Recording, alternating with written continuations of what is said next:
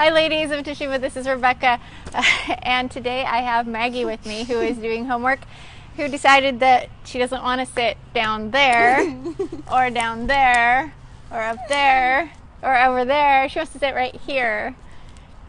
How are you going to do your homework while I'm doing a show? I don't know. Actually, this isn't a show. This is Rebekah. This is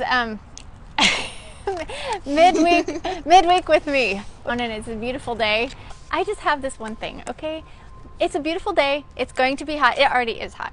And my daughter has to wear dark clothes with really tight, dark. I just don't understand.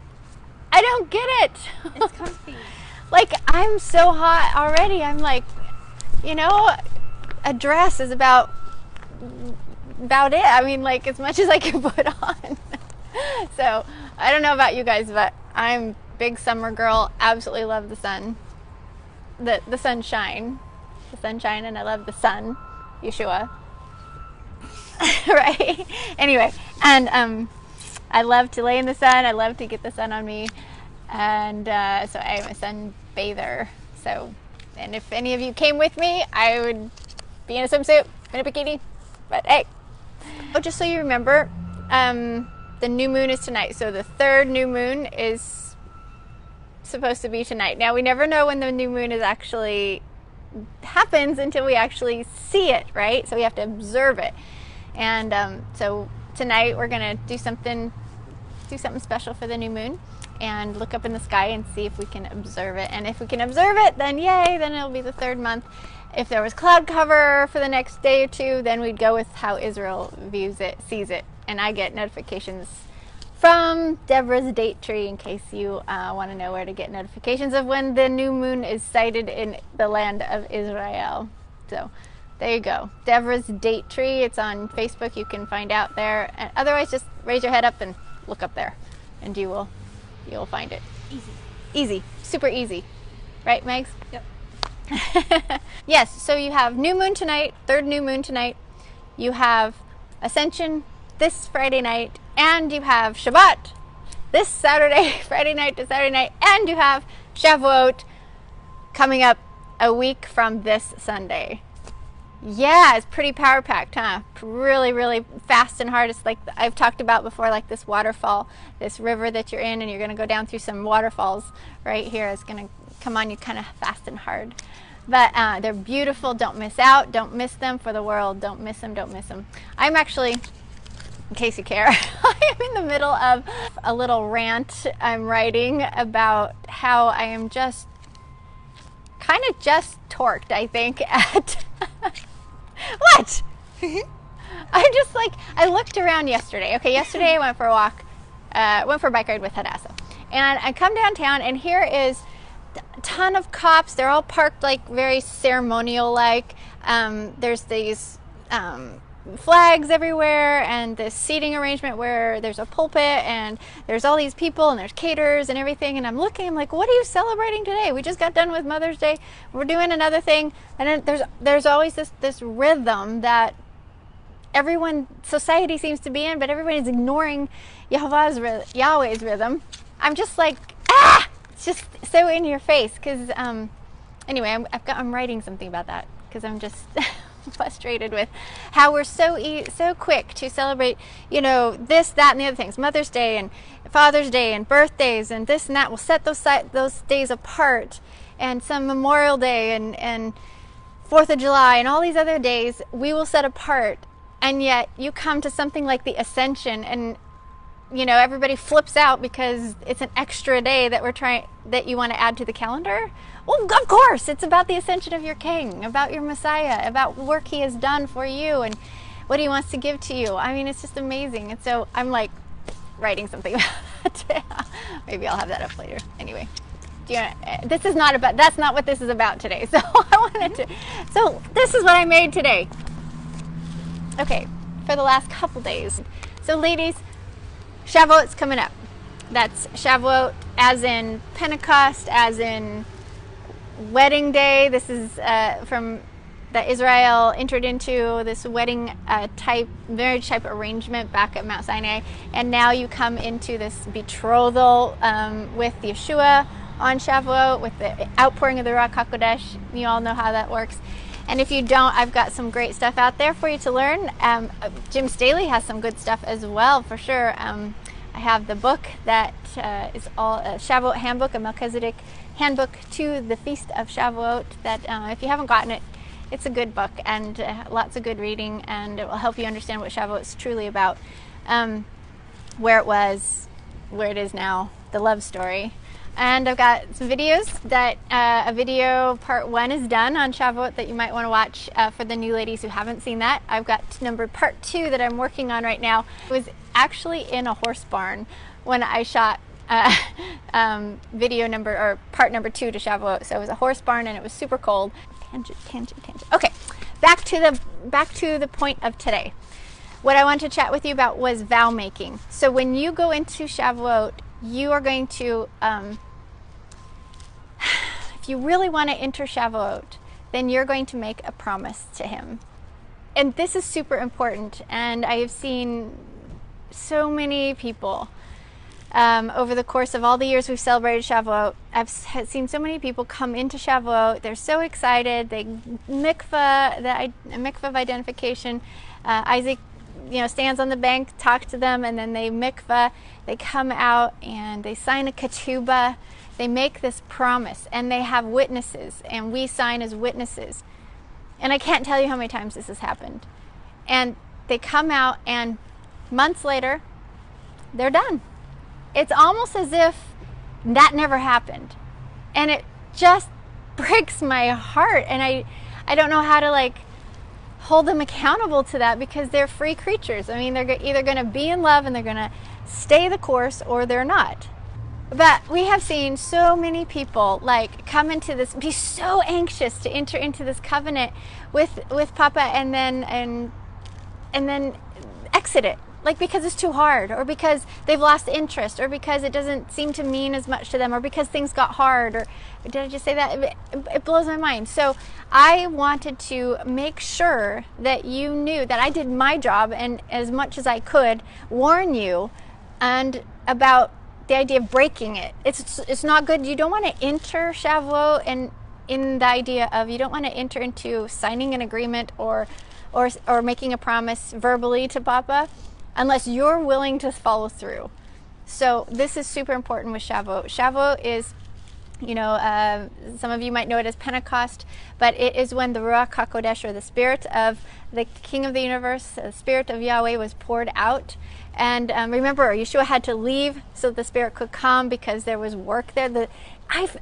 You know what I saw this week? I saw somebody wrote, super cool, how they looked at Moses was the matchmaker between Israel, the Hebrews, and Yahweh at the mountain. He was the matchmaker. Now we have the matchmaker of the Ruach HaKodesh, or the Spirit of Yahweh, is the matchmaker between Israel, new Melchizedek covenant Israel, new covenant Israel, and Yahshua, the bridegroom. Isn't that super awesome? I love that idea of matchmaker. I thought that was super cool. So Moses was the matchmaker back then, and the Ruach, the Spirit of Yehovah, who indwells in us, who was poured out during Shavuot, who is here now, living in us and among us, moving us, is the matchmaker. Super awesome. Okay, so first of all, I got some paper slides to go through. All right, so here, so entering in, can you read that? There you go. Entering into Shavuot is taking a vow. Okay? The heart of Shavuot is entering into a marriage type arrangement. Or at this point, it's going to be a betrothal, like an engagement type arrangement between us and Yahshua. Okay, the bridegroom. So, but doing this is taking a vow, people. This is serious. This is taking a promise. You are promising something. Okay? So Shavuot is about taking a vow. If you really, truly want to enter into Shavuot and understand what Shavuot's all about, you do have to enter into it if you want to know what Shavuot's all about. Now, you can sit on the side, and I see this all the time. I see people sitting on the side, eating their blintzes and, entering into Shavuot on some, very superficial sort of way. But if you really want to know what Shavuot's about, you have to enter it. And entering it means you take the vow. You make the promise. You allow the Ruach HaKodesh, you allow Yahshua, who is knocking at your door. You open the door, and the Ruach HaKodesh, the Spirit of Yahweh, will come into you to do good work, to move you to keep the Father's law, right? This brings you into this contract. The Shabbats, we see Shabbat as the contract deal, glue or whatnot. This is the proof that you are in contract is the Shabbat. It says it in the scriptures. It says this is a sign between you and me, right? It's the Shabbat. Interesting too that between their exodus out of Egypt, so between Passover and them showing up at the base of Mount Sinai on Shavuot, that time period in there, the command that Yahweh gave them was to keep Shabbat. That was the test. The test is, if you really, really want to be my bride and you really want to be my people, then here's the test. Keep my Shabbat. Can you do this? And so super important. All right, we're going to fly through these. All right, here we go. A vow is a promise.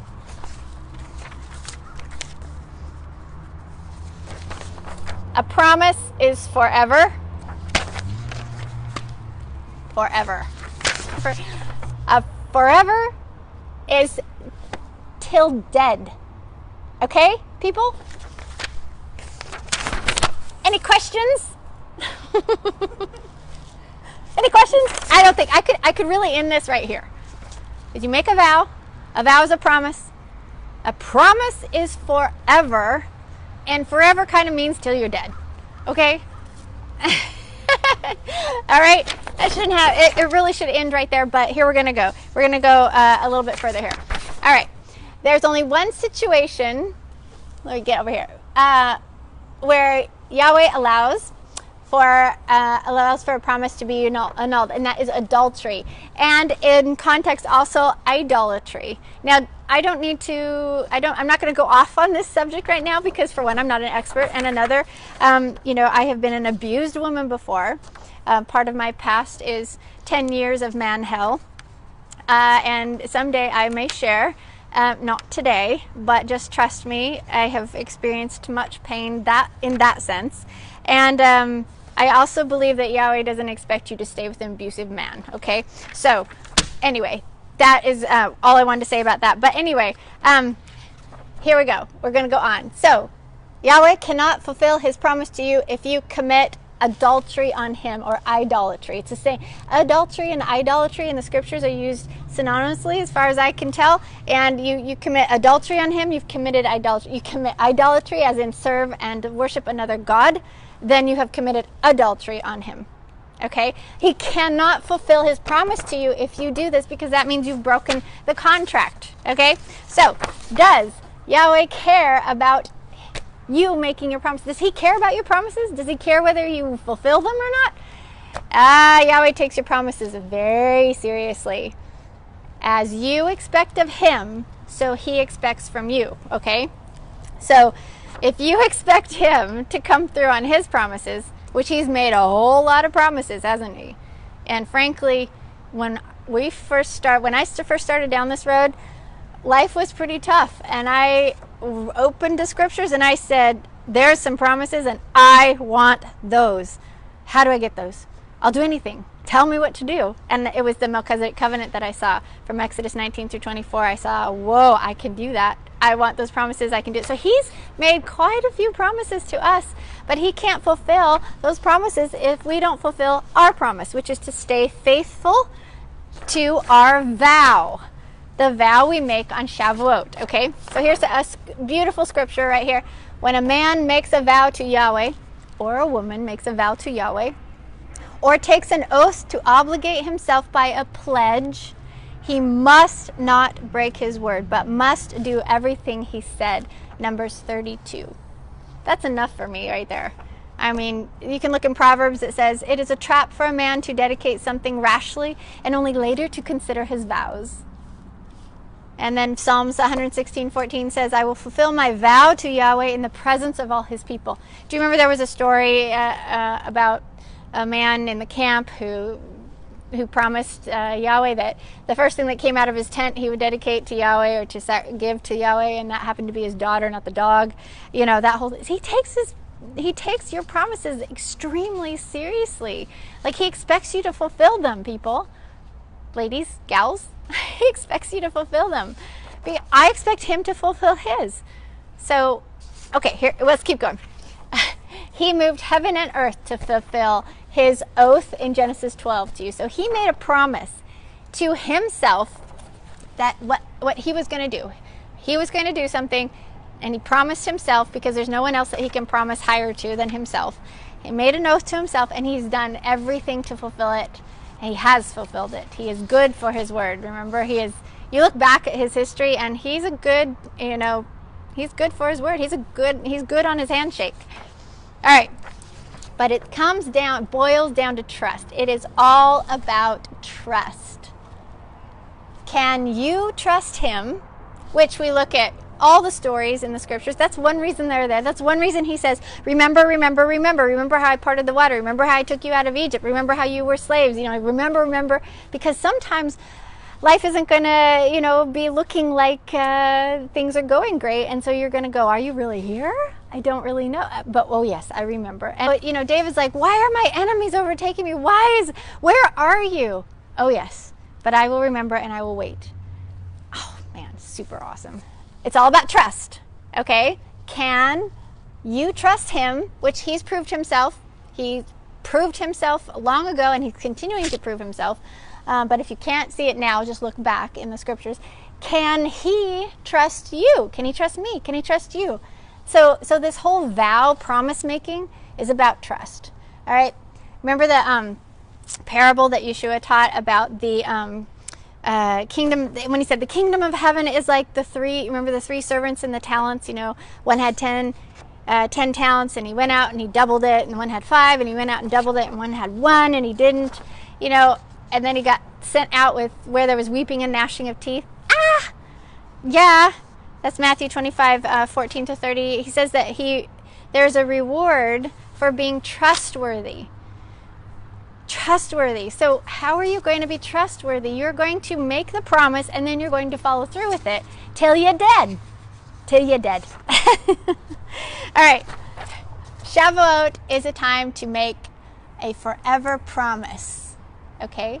So on Shavuot, it's a time to make that forever promise, but here's what I wanted to talk about this morning. Don't make a promise that you don't intend to keep. Okay? Don't make a promise that you do not intend to keep. Do you hear me? This is super important. Don't make a promise on Shavuot to obey him completely and to, keep all his Shabbats unless you intend to. Like till you're dead.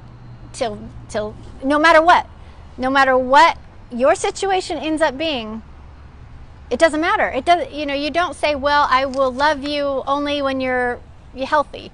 I will love you only when you're rich, right? When you get up to the altar and you say I do to your mate, the spouse that you've chosen, when your husband or whatnot, you said till death do us part, right? And there's just one situation where Papa says you don't have to honor that.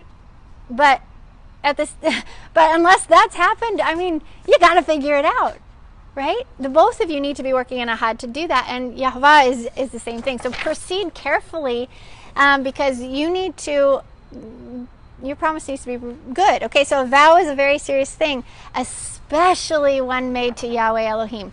So I'm not talking about you keeping your vow to, your neighbor or the soccer team, or keeping your promise to this, that, and the other thing. Okay, those are great ways to practice keeping a vow, but I'm talking about the serious one. I'm talking about the one that means everything. I'm talking about the one that should trump all other vows. Okay, so I made a promise to, let's see, what's a good example? I knew someone at one point who had a job and had committed to doing this job on for a certain amount of time, for I think it was a year or so, and the job had this person working over the weekend. And they had made this promise to the company. But during that year, they had come into understanding the Torah. They had come into understanding that they were supposed to be keeping Shabbat, and they wanted to be in alignment with Yahweh. So, but they also wanted to keep their promise. So they felt like they should honor that promise. And literally in the middle of the night, about 2 nights ago, I almost woke straight up out of bed and remembered that. It's like Papa brought back that story to me. Because at the time, I didn't know what to say. At the time, you think that's very noble and very moral. It's like, oh, you want to keep your promises? How wonderful. But wait a minute, what about the promise to Yahweh first? That is your first concern. Not whether you're fulfilling, the job that you said you would do for a pagan, okay, or a pagan company. This is Yahweh. This is your Father. This is the King of the universe. This is the Creator of all things. This is Yod-Heh, Vav-Heh. This is you promising to be faithful, So my point is that it's a handshake deal, and how you keep it will reveal a lot about who you are. Okay? Who are you going to put? Who's trumping who? Okay. All right, here we go. So once in contract, sorry, I guess that's kind of light, huh? But once in contract, you don't have the option of not figuring it out, okay? So once you are in contract with the Creator through betrothal to His Son, with the indwelling of the Ruach, once you're in that and you've said yes on Shavuot, saying yes, like you mikvah into identification, you've said, yes, I want to keep your covenant, I promise, I'm going to wear your engagement ring, your Shabbats. Once you come into contract, you don't have a choice to not to. Okay? Do you understand this? No matter what happens, okay, you are in it for the long haul. Do you understand? Well, I don't understand why so many, haven't we, Maggie? We have seen so many people get so super excited about this whole journey. And I know I'm talking to some of you out there. You're super excited about this. You're new to this. You're like a baby. You're like, you're living on high on love, and you're like, of course I want to obey. But when push comes to shove, after you said yes at Shavuot, when push comes to shove in December, or when Christmas comes around and your whole family's trying to get you to come to their table, what will you do? Will you have the strength? Do you know that this is not an option anymore? Once you have promised to Him, your promise to your family is, to show up at Christmas is gone. Okay? So you're in it for the long haul when you say yes. All right? I'm dead serious. This is a serious thing. Okay. I have seen people mikvah on Shavuot. I have watched them sign a ketubah. I have witnessed their forever promise. I have wrote on their ketubah. I have witnessed that I am a witness. That only to break their promise a few months or a few years later when things got hard. Don't be one of those. Okay, so beware. All right, beware. I want to tell you why. Beware. Everything might not fall apart if you choose to break the contract. Okay, now I want you to follow me through here. Beware, because if you decide later, well, this is too hard, or it's not really that serious, or it doesn't really matter, or I can redo it later, or whatnot, beware, because I hope you don't, but if you choose to break that contract, or just not show up and not keep it seriously, things could look okay. Honestly. Absolutely honestly. Everything could look fine. Things could actually get better, right? Things might get better and actually feel more comfortable. Okay? You might not feel like something happened. It might just feel fine. You might be able to, your job might be more happy with you. Your family might be more happy with you. Your income could maybe get better. You stay the same. You get better because you're working on Shabbat or whatever. It might have more community, more fellowship. It might feel good. All right? But I want to warn you that this is the trap and this is the danger. Okay? This is the trap, and this is the danger. Because life might actually look like it's falling apart when you come into contract with Yahweh. Because, and I bet you know why. Why, Maggie? Because you have so much like evil setting against you. You do? Oh, that's a good point. Plus, it takes you kind of into the wilderness. There, my daughter got it. Woo! Yes, Maggie, she had another good point here, is that it might look like it's falling apart because she was saying Hasatan will be set against you, so he'll make it really super hard for you to follow through. But also, he, as in Yahweh, will take you directly into the wilderness to test and to prove you. Okay? So when you say, I do, you're going to get driven right into the wilderness. And I can pretty much say that 99% sure that's what's going to happen. It happened to us. I've seen it happen to so many people. And that's why they leave. That's why they break the contract, is because it gets hard. Okay, because he's going to test you. He's going to take you through a time of proving. So just short, quick story, 5 sentences long. We came into contract with Yahweh on a Shavuot. We signed our name. We had already been celebrating the feast for a while, dabbling it. We had celebrated Fall Feast and Hanukkah and Purim and all the beautiful feasts, spring feasts. And we came around to Shavuot, I think it must have been the second time. And we were like, well, this time we want to get serious. We actually want to sign our name on the dotted line. Maybe it was the first one. I think we'd been through a year's cycle. So we came back to Shavuot. Yeah, I think that was it. So anyway, and we signed our name. And literally within 2 weeks later, the electrical storm hit my studio, my photography studio, and fried every computer in there except for my laptop, and made my life super hard. And from there we began sliding downhill. So it's a huge story, one that I have actually taped in one of the other Happy Hebrew Girls shows. But anyway, point being is that when you come into contract with him, it may not look good. It may look hard, and that's because I'm going to tell you, I'm going to confirm for you and encourage you that that's the wilderness. You're not going to be in the wilderness forever, but that's the wilderness. He's going to test you. Will you obey him no matter what? Are you going to be a true and good and faithful wife? You know, this is what it's about. Okay, so here we go. We're going to keep going just for a few more minutes. The wilderness may feel like abuse, but trust me, it's not. He'll be able to show up more clearly in the wilderness.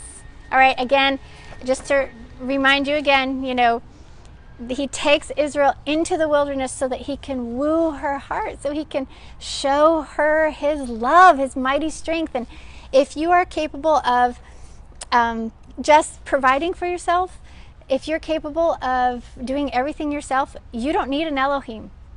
Okay? You need an Elohim when you can't provide for yourself. You know, I need Yahweh to do for me what I cannot do for myself. And so in the wilderness is where I saw it so just boldly. I mean, that's when we were at the teepee, and in our wilderness, our massive wilderness time, I saw him bring us wood to keep us alive, keep the fire going to keep us alive. I saw him bring us just enough money to get 1 gallon of water so that I could give water to my thirsty girls. You know, I mean, it got so simple, but I knew that I wasn't the one providing for myself, that it was him doing it.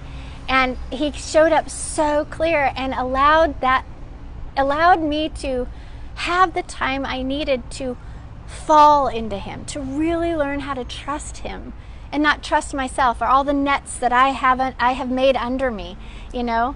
And after that wilderness time, now I don't need the nets under me that I build. I want him more than anything, because I know he's good. Because I absolutely know, because I have the experience with him personally. So it's not just something I read about in the Bible that happened, you know, a very long time ago. Now I have personal experience to back that up. And so this is what the wilderness time is about. So you make a vow on Shavuot. you're going to, if you make a vow on Shavuot and say, I promise to be faithful to you, I promise to give up all my other lovers, all my Sunday going, all my, Christmas going, all my other lovers, and you got to find out what that is, what those things are, to be a faithful, a wife of fidelity, a virginal fidelity. Figure out all that, what all that is. And if you say, I do, he's going to take you to the wilderness so that he can prove you, test you, but so he can also prove himself to you. All right. Just a couple more here. All right, so here's the beautiful thing about the rhythm that I talk about all the time about the feast. Okay, so you went through Hanukkah, you went through the cleansing of Hanukkah, and then you went through the preparation of Purim, and then you went through all the spring feasts and all the beautiful things about that, washing, getting your garment cleaned in his blood, getting it white as snow, and then learning how to eat of Yahshua to get him in you, and having the hope of first fruits. And now you did all that to get to Shavuot. Yes, you did all of that to get to Shavuot. So don't be afraid to make this vow.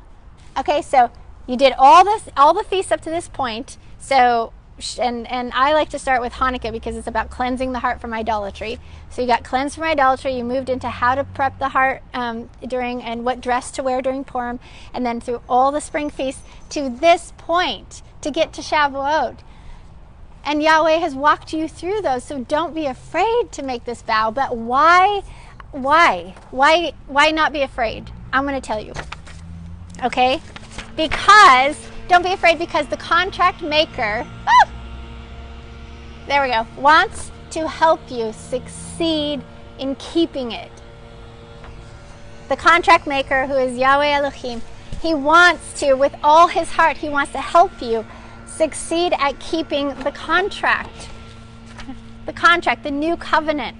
It's called the new Melchizedek covenant. And I call it, just for the new ones here, just so you know, I call it a contract because you have the first contract at the base of Mount Sinai that Israel broke with the golden calf incident. But you have the new contract, the superior contract to keeping the same law. The same royal law of love that we see in Exodus 19 through 24. The contract that they made at the base of Mount Sinai was the way that they were going to keep that royal law, that if you break that royal law, you're dead. You're dead. You're dead. Lucifer broke that royal law of love, and he's dead. In the end, he's going to be dead. It's going to be all done for him. Anybody who breaks that royal law of love is a dead meat. You have to get into contract. So the original one was right there at the base of Mount Sinai, but they broke it. But thankfully, Yahweh had a plan, and Yahshua had a plan, that if they broke it, then the death position that was made in the contract deal between Yahweh and Abraham back in Genesis 15 would be enacted. That death position was enacted because Yahshua went through those pieces on our behalf, on everybody's behalf who was going to break that contract, which they did with Israel. Abraham's descendants broke that contract. Now the death position was enacted. That means Yahshua had to die, which his death paid for so many things, but this is one piece of it. He had to die. So, but remember, Papa said he was going to bring a superior contract, and this is the superior contract that you're going to enter into, or if you want to make this promise, that you have the option of entering into on the very day of Shavuot. It's what this feast is all about. Shavuot is about entering into this contract, the new Melchizedek contract. Okay, you cannot enter into the old one because it's null and void. They broke it. Remember when Moses took the tables of stone and he threw them down? That was symbolic of those that contract being broken.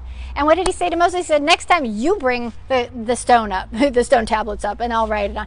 Symbolic of us bringing our hearts up to him in the future with the new contract, and he would write his law on our hearts. Duh, we have to ask what law. I mean, hey, I could go off on this. This is so important. Okay, but we're going back to just a thing I wanted to touch on today was vow making and making a promise. And when you make a promise to Yahweh Elohim, you better follow through with it. But if you make a promise on Shavuot to say, I will follow you at all costs, I will do what you say, you better do what you said. You better figure out what it is that you need to keep and then do it. Okay? And on Shabbat, we're going to actually, in the Happy Hippie Hebrew Girl show this Shabbat, we're going to actually read the contract. We're going to read the covenant. We're going to read the law of love, and we're going to talk about the contract. Okay. So, but do not, one more time, do not make this Shavuot vow rashly.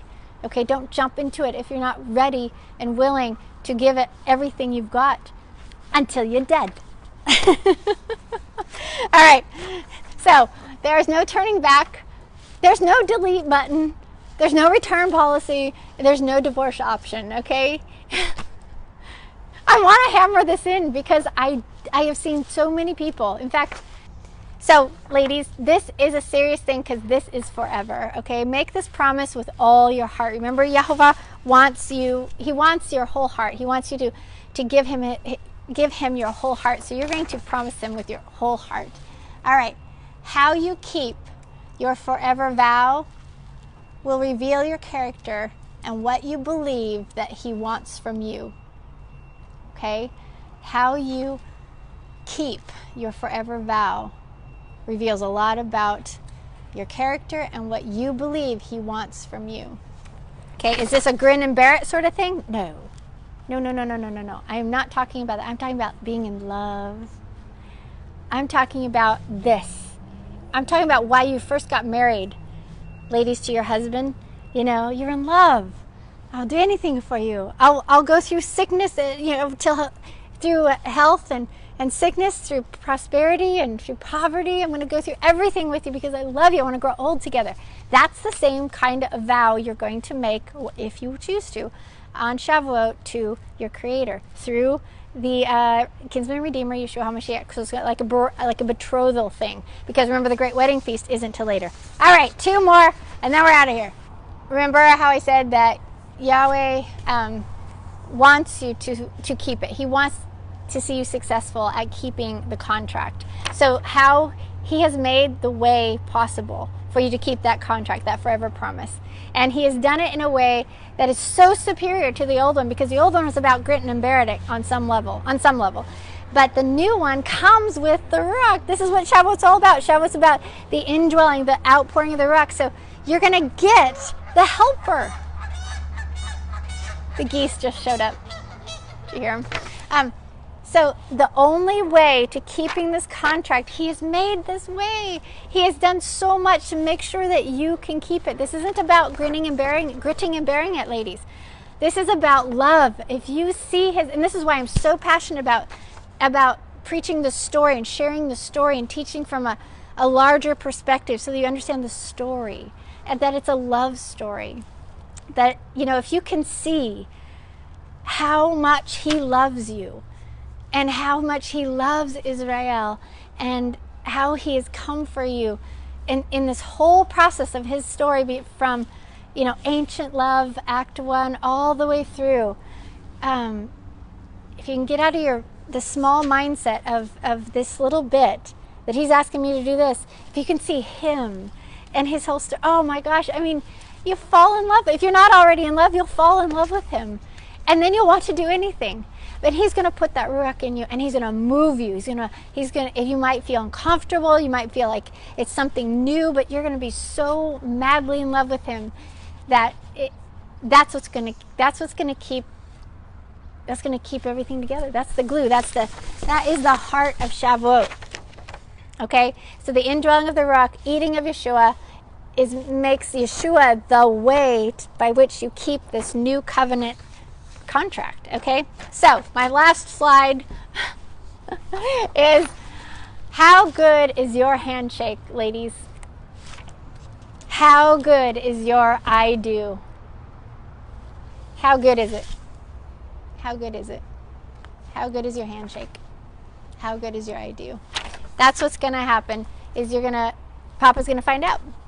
He's finding out with how you're keeping Shabbat, if you're keeping Shabbat. If you've let go of all the other pagan stuff, if you said no, if you've done the Teshuvah, if you've done the turn, that's why I call you ladies of Teshuvah, is because Teshuvah means to turn. You are going to repent. Repent of going this way is to go that way. Okay? So I just wanted to really highlight the need for you to understand, when you enter into Shavuot, that it's a serious deal. I believe that Papa takes it very seriously, and I think that we all should take it seriously. And you're not going to have to, do mind over matter thing when you're in love. And so Shavuot's a great time to look at the bigger story, to look at the love story that Yahweh has been, the King of the universe, has been, involved with in trying to free his people, his creation from the evil one. So if you look at the bigger story, your heart's just going to melt. You're going to fall in love, and what do you want? I'm happy to do it. Whatever you want. All right. Bye-bye. Yeah. But borikas. We're going to have borikas. She's a foodie. Total foodie. Loves food.